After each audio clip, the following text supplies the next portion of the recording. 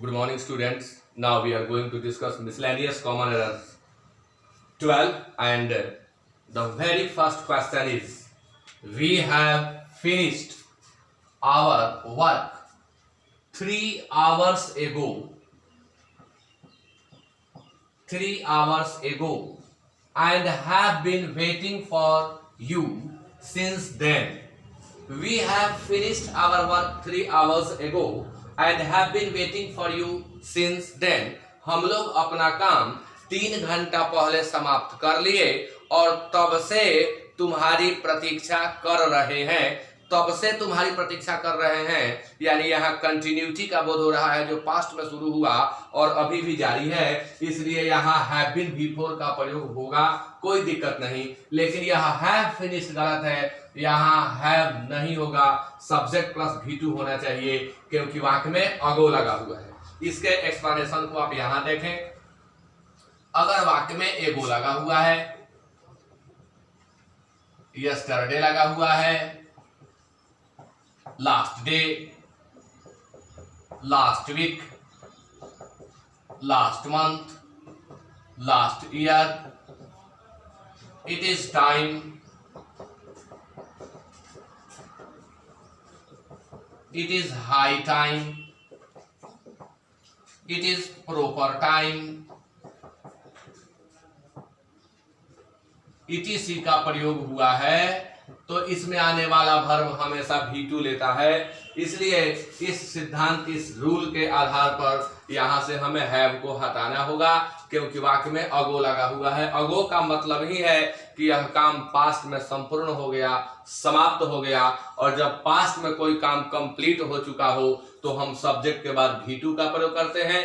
इसलिए यहाँ आंसर 1 होगा और हमें हैव को हटाना होगा।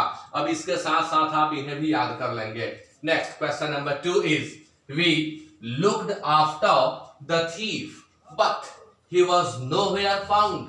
हम लोग थीफ की देखभाल किए लेकिन वह कहीं पाया नहीं गया।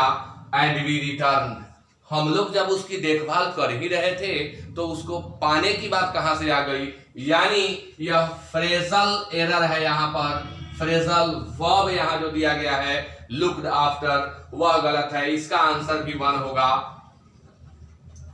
लुक आफ्टर का अर्थ होता है देखभाल करना। लुक फॉर का अर्थ होता है खोजना। लुक फॉर के बदले हम सर्च फॉर का प्रयोग कर सकते हैं। तो यहाँ लुक्ड आफ्टर की जरूरत हमें नहीं है। हम लोग चोर की देखभाल नहीं कर रहे थे, हम लोग चोर को तलाश रहे थे, वह है कहाँ, लेकिन हम उसे नहीं खोज पाए और लौट करके वापस आ गए। इसलिए लुक्ड आफ्टर यहाँ नहीं होगा, यहाँ होगा look for. Look for means होता है खोजना। लुक फॉर के जगह पर हम सर्च फॉर का प्रयोग भी कर सकते हैं। Now question number 3 is, the Russian ambassadors whereabouts is not known to anyone। जब हमारा सब्जेक्ट whereabouts है, जब सब्जेक्ट के रूप में whereabouts का प्रयोग किया गया है तो यह अपने बाद वर्ब हमेशा प्लुरल लेगा। नाउन एंड नंबर के अंतर्गत यह बताया जाता है कि कुछ ऐसे नाउन होते हैं जिनके अंत में एस लगा रहता है और वे वर्ब प्लुरल लेते हैं, जैसे आर्म्स है, एनाल्स है, आर्म्स है, एनाल्स है, आसेस है, असेट्स है, वेयर अबाउट्स है, और भी बहुत सारे हैं। सबको लिखेंगे तो समय ज्यादा लगेगा, तो इनके लिए आने वाला वर्ब हमेशा प्लुरल होता है। इसलिए इज यहाँ नहीं होगा, इज के बदले हम आर का प्रयोग करेंगे। Now question number 4, my book which I gave it to you yesterday is very interesting. अब कुछ विद्यार्थी यह सोच बैठेंगे कि जब यहाँ आई गेव का प्रयोग हुआ है अर्थात V2 का प्रयोग पहले हुआ है तो आगे जाकर के जो इज लगा है वो गलत है। नहीं, यह इज सही है, इसे भी आपको ध्यान में रखना होगा। ऐसा हो सकता है जो किताब मैंने तुम्हें दी वह मेरी नहीं है। तो अगर यह वाक्य हमें कहना है कि जो किताब मैंने तुम्हें दी वह मेरी नहीं है, तो the book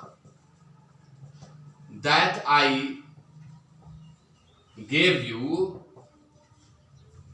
is not mine. तो इस तरह के स्ट्रक्चर में हमें इज को नहीं काटना होता है, इज ही रह जाता है, एम ही रह जाता है, आर ही रह जाता है, क्योंकि यह एक बिल्कुल सेपरेट सेंस रखता है।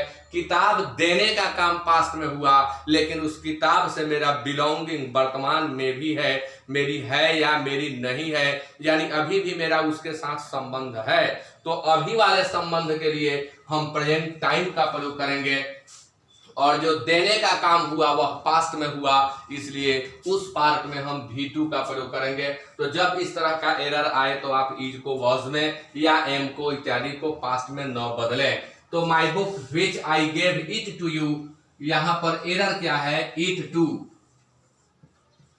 माई book which I gave you yesterday is very interesting, मेरी किताब जो मैंने तुम्हें कल दिया वह बहुत ही रोचक है।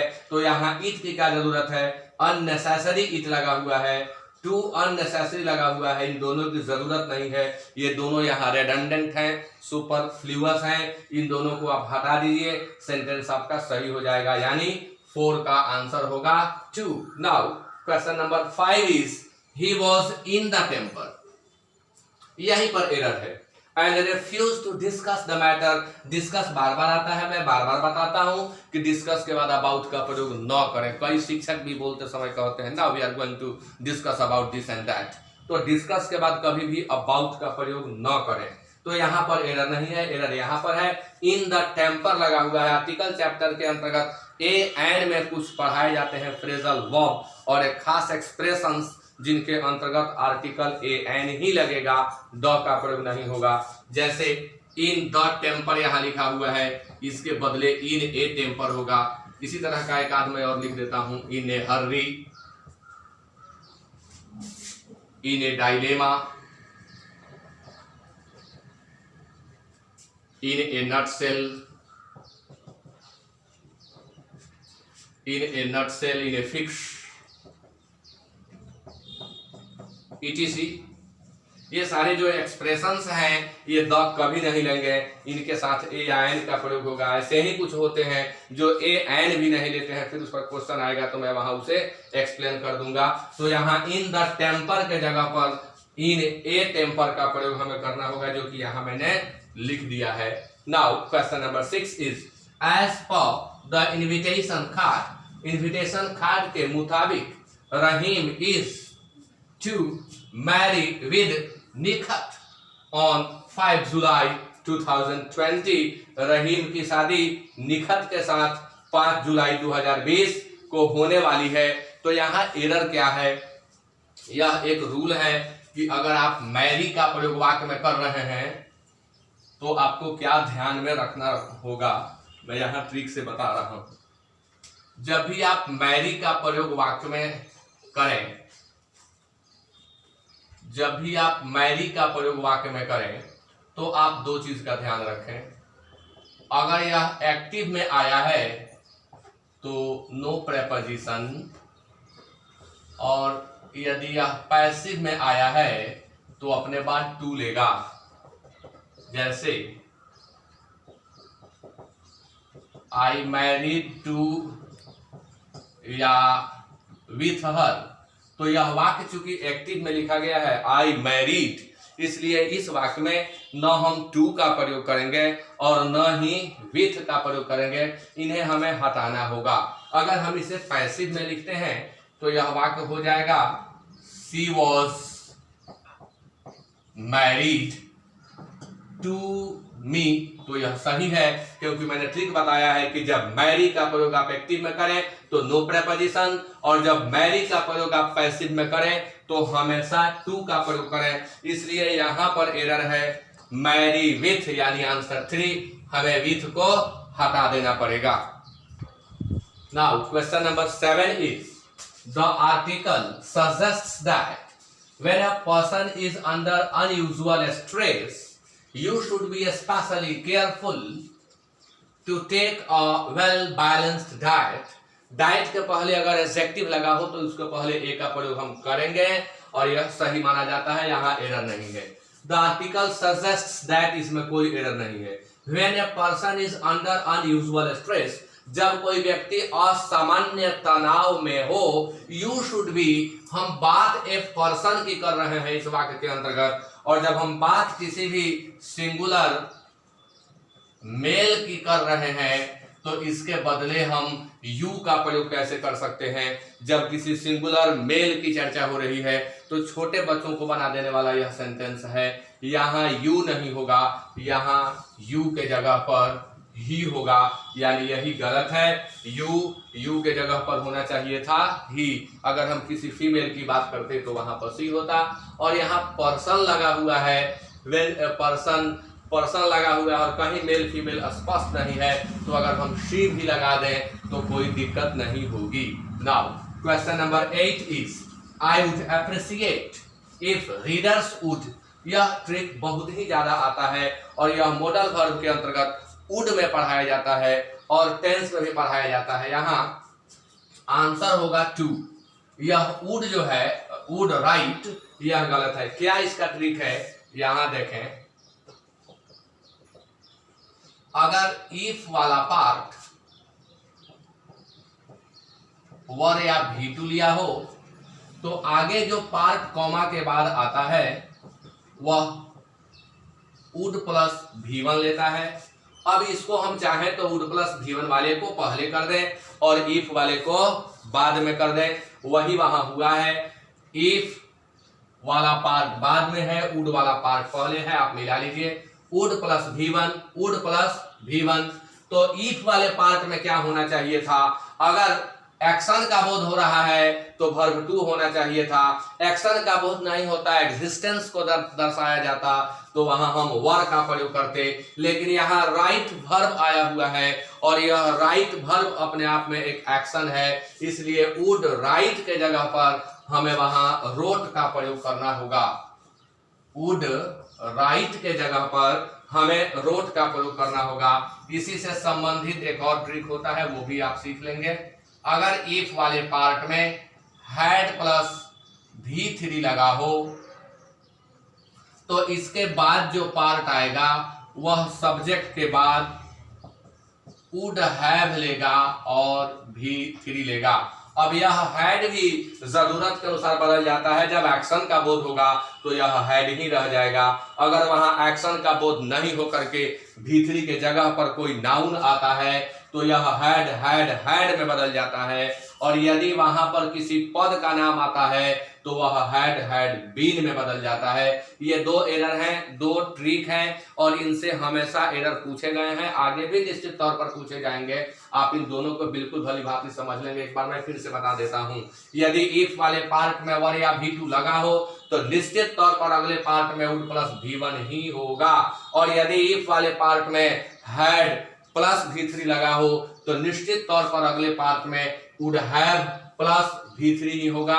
और इसी ट्रिक पर आपका यह क्वेश्चन था। Now question number 9 is, he is an English teacher but being an Indian he loves his native language. वह अंग्रेजी का शिक्षक है लेकिन भारतीय होने के नाते वह अपनी मातृभाषा से प्रेम करता है। यहाँ क्या एरर है, तो बहुत सारे लोग कहेंगे कि यहाँ एरर ही नहीं है, लेकिन स्लैंग यूज ऑफ नाउन के अंतर्गत यह बात बताई जाती है कि इंग्लिश टीचर कहना गलत है। इंग्लिश टीचर का मतलब होता है a teacher who belongs to England.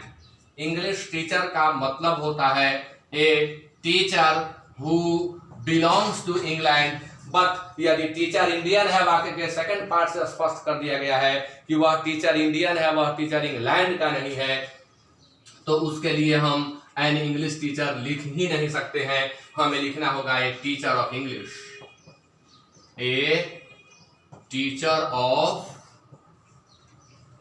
English. इसलिए आंसर 9 का 1 होगा, इसे आपको याद करना होगा। Now question number 10 is, neither of this two documents support. यहां गलत है, यह सिंटेक्स चैप्टर से क्वेश्चन हो गया। जब each of, either of, neither of, every one of, some one of इत्यादि वाक्य में सब्जेक्ट के जगह पर दिया गया हो तो इसके लिए आने वाला नाउन प्लुरल होगा लेकिन वर्ब सिंगुलर होगा। इसलिए सपोर्ट में हमें एस का प्रयोग करना होगा और हमें सपोर्ट्स लिखना होगा। ऐसे भी मैं बार बार बताता हूं, each, every, either, neither, someone, no one, anyone, somebody, nobody, anybody, everybody, one या नन यदि वाक्य में सब्जेक्ट की जगह पर दिखाई पड़े तो आगे नाउन सिंगुलर हो या प्लुरल हो, वर्ब हमेशा सिंगुलर ही होगा। इसलिए यहां सपोर्ट की जगह हम सपोर्ट्स का प्रयोग करेंगे। Now question number 11 is, it is well known that Mrs. Gandhi was the first politician of her time। यह क्वेश्चन यहाँ फर्स्ट नहीं लेगा, फर्स्ट के जगह पर क्या होना चाहिए मैं एक्सप्लेन करता हूं। यह क्वेश्चन डिग्री से आया हुआ है। कभी कभी हमें कंपैरेटिव और सुपरलेटिव में डिफरेंशिएट करके एरर को फाइंड आउट करना होता है। अगर हम 4 के सुपरलेटिव डिग्री की बात करें तो इसका एक सुपरलेटिव फर्स्ट होता है और इसका दूसरा सुपरलेटिव फोरमोस्ट होता है। फर्स्ट का हिंदी मीनिंग प्रथम या पहला होता है और फोरमोस्ट का हिंदी मीनिंग होता है सबसे महत्वपूर्ण या सर्वश्रेष्ठ। सबसे महत्वपूर्ण या सर्वश्रेष्ठ, यह हुआ हिंदी। लेकिन सिर्फ हिंदी जान लेने से ही हम एरर को फाइंड आउट नहीं कर पाते हैं या हमें उसमें और कठिनाई होती है। तो मैंने इन दोनों को डिफरेंशिएट करने के लिए एक प्रॉपर ट्रिक बनाया है जिसे आप देखते क्लियर कर लेंगे कि वहां क्या होना चाहिए। क्या ट्रिक है वो? तो वो ट्रिक है कि अगर वाक्य में of plus possessive adjective plus time का प्रयोग हुआ हो, अगर वाक्य में of plus possessive adjective plus time का प्रयोग हुआ हो और उसके पहले हमें डिग्री को रखना हो तो निश्चित तौर पर वह फोरमोस्ट ही होगा। यानी इस जगह पर अगर हमें रखना है या उसके पहले रखना है, बाद में ये वाक्य के प्रायः लास्ट में ही मिलता है। तो अगर ऐसा सिचुएशन हो रहा है तो हमें फोरमोस्ट ही भरना है।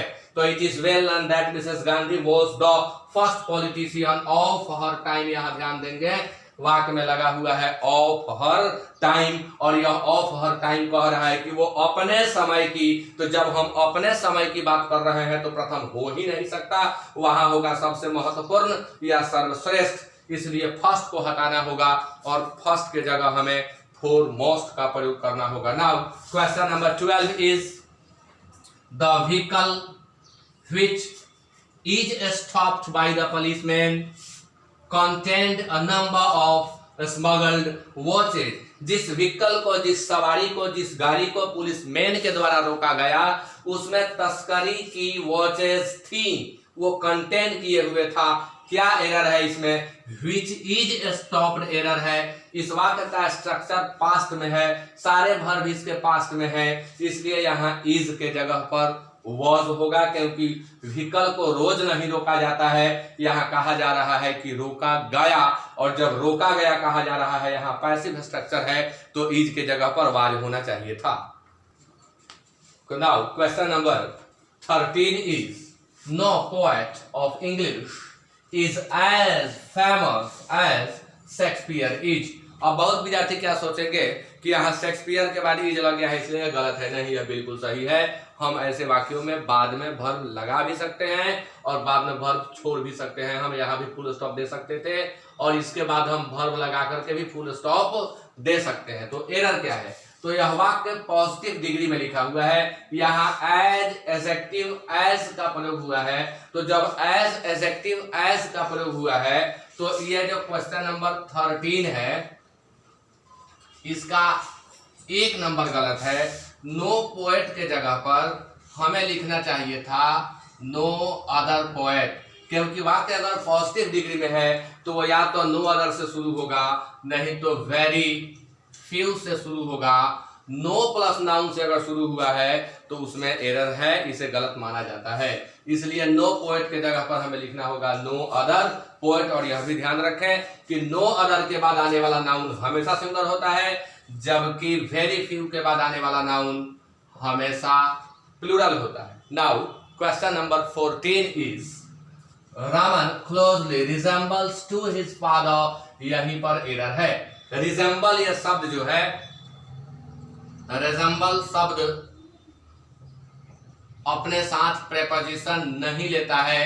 यदि रिजेंबल के बदले हम प्रेपोजिशन वाला कोई शब्द यूज करना चाहते हैं तो हमें टेक आफ्टर का यूज करना होगा। रिजेंबल मतलब होता है रंग रूप में एक समान होना या आचार विचार व्यवहार में एक समान होना या की तरह दिखना।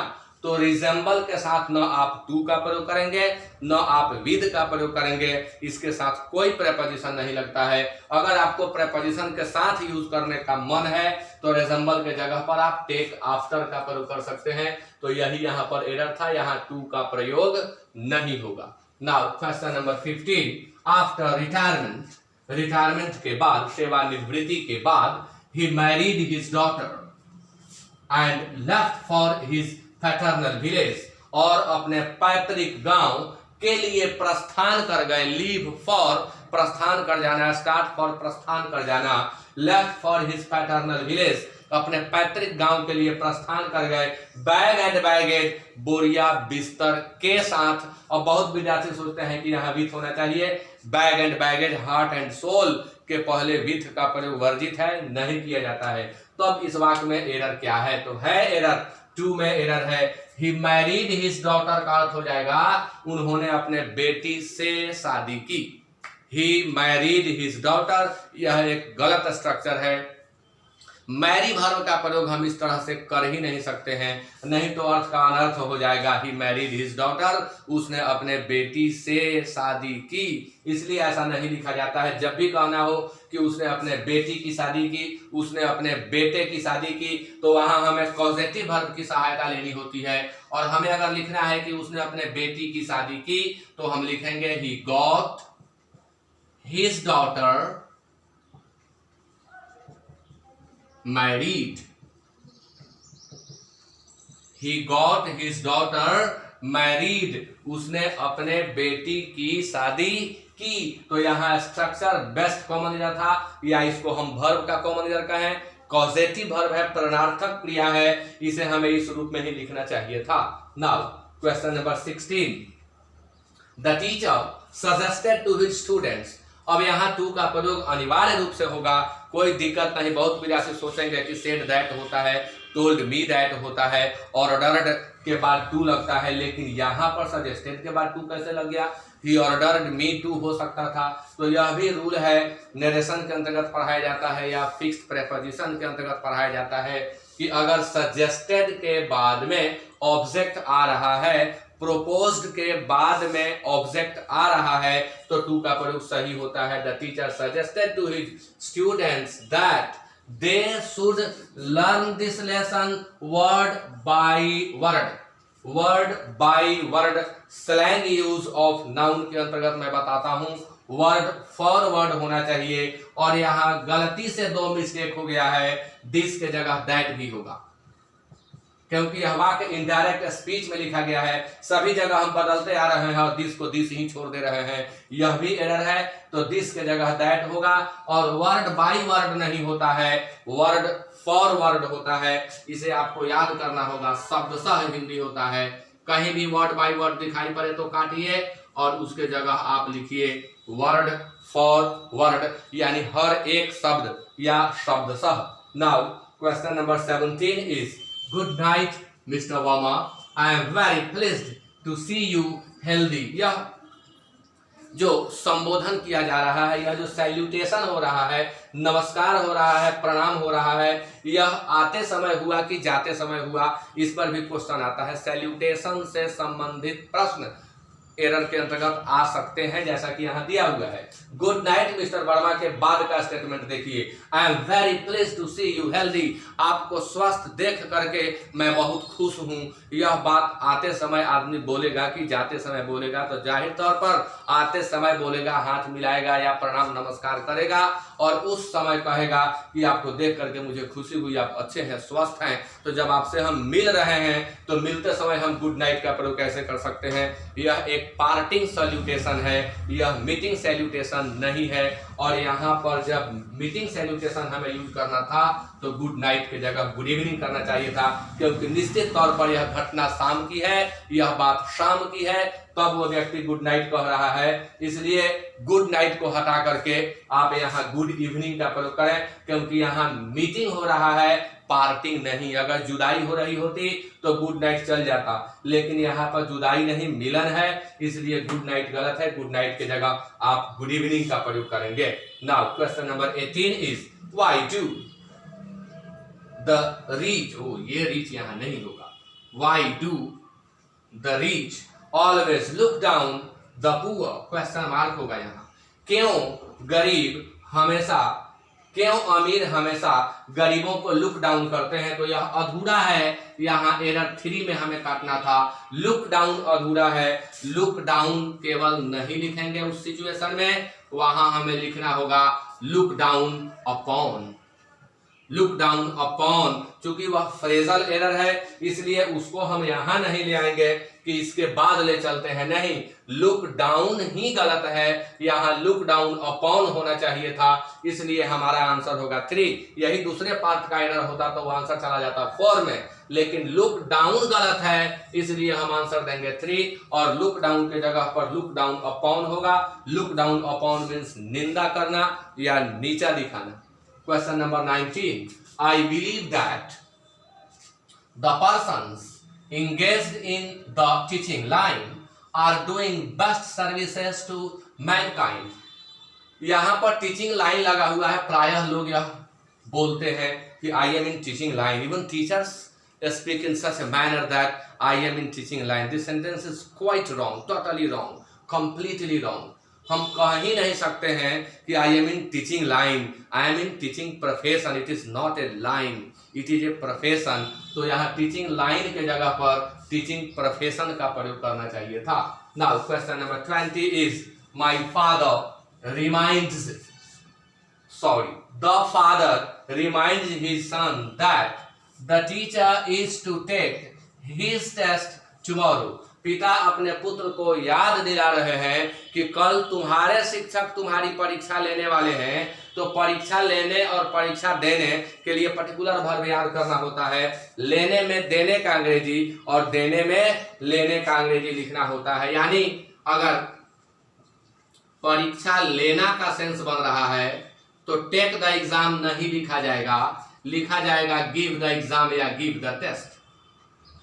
गिव द एग्जाम या गिव द टेस्ट। और यदि परीक्षा देना का सेंस हो, परीक्षा देना का सेंस हो तो आप लिखेंगे टेक द एग्जाम या टेक द टेस्ट। अब इस टेक द एग्जाम या टेक द टेस्ट के बदले अपीयर एट द एग्जाम भी लिख सकते हैं, सिट इन द एग्जाम भी लिख सकते हैं। तो यही यहाँ पर एरर है कि शिक्षक परीक्षा लेने वाले हैं, तो परीक्षा लेने वाले हैं तो टेक के जगह पर गिव का प्रयोग होगा, और गिव के बाद हिज नहीं होगा, तब यह गिव अपने बाद ऑब्जेक्ट लेता है और हिज के जगह हिम होगा। गिव हिम, अब यहाँ आर्टिकल भी हमें लगाना होगा द, गिव हिम द या give him a test tomorrow. तो इसी के साथ आज का यह एरर 12 समाप्त हो रहा है, और बहुत बहुत धन्यवाद आप सभी का, and have a nice day.